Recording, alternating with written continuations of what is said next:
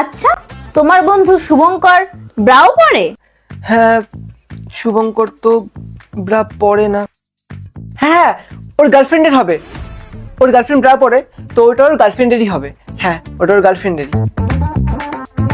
ঠিক আছে, মেনে নিলাম আমি এই ব্রাটা শুভঙ্করের গার্লফ্রেন্ডের, কিন্তু তুমি আমাকে বলবে ওর গার্লফ্রেন্ডের ব্রা আমাদের এখানে কি করছে?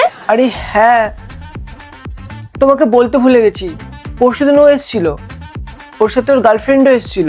তুমি তো বাপের বাড়ি গেছিলে, তুমি জানো ও আমাকে বলতে বারণ করেছিল, তার জন্যই তোমাকে বলিনি। তো হয়তো ওরটাই এখানে রেখে গেছে, বোঝার চেষ্টা করো একটু। মিঠুন, এখন তো তুমি তোমার কথার জালে ফেসে যাচ্ছ।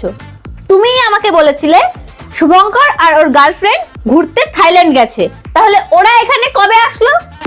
হ্যাঁ, হয়তো থাইল্যান্ড যাওয়ার আগে